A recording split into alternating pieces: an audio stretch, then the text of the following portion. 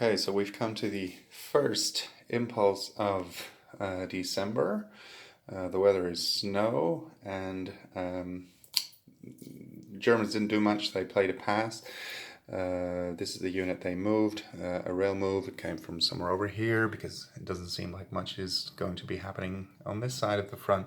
So they rail moved this unit to Kursk in case the Soviets did break through, so they would have a second line of defense. What did the Soviets do? Well, they attacked.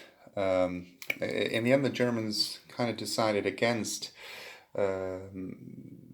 simply giving up Voronezh because they figured that if they hold on to both, the Russians basically have to take both as well, because one of them won't be enough to secure a victory for the Russians. They need to reconquer at least two of them, and of course get into Chula sooner or later. But they need both, and so if they actually have to split their resources, that will make it even harder for them to take both objectives from the Germans. So that's why they decided against that. Obviously, the Germans could safely play a pass because the Russians need to attack, and the Germans can basically try and hold on to what they have, and that will be enough to win.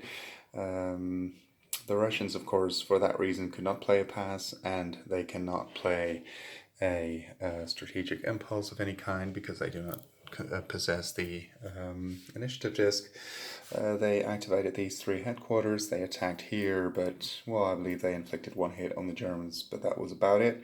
And here they scored one hit, but that one was easily absorbed by the victory terrain and the defensive line that's also there. You can barely see it, but it's over here as well. Here's one, and the fight is actually taking place in Voronezh.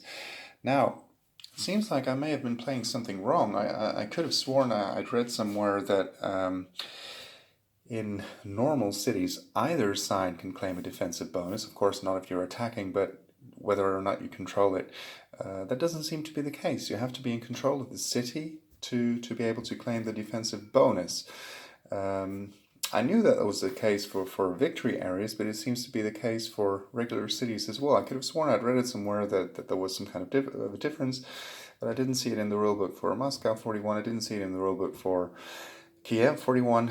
I did not check Leningrad 41, but I'm assuming it's the same there. But I could have sworn I'd read it somewhere, so if somebody can tell me that, but it seems pretty clear from the rules and also from Kiev 41, which is the latest iteration in the series, that only the controlling side can ever claim a defensive bonus from a city. So all the time I've been doing that wrong.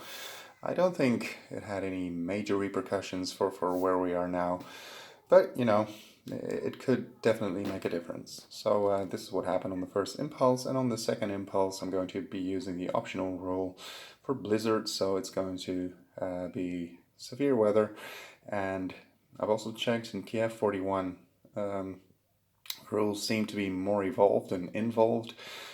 Here the main difference is from snowy weather that the Germans attack at 1/4 of their strength and defend at half their strength. So those are the differences, and that's what's going to happen next.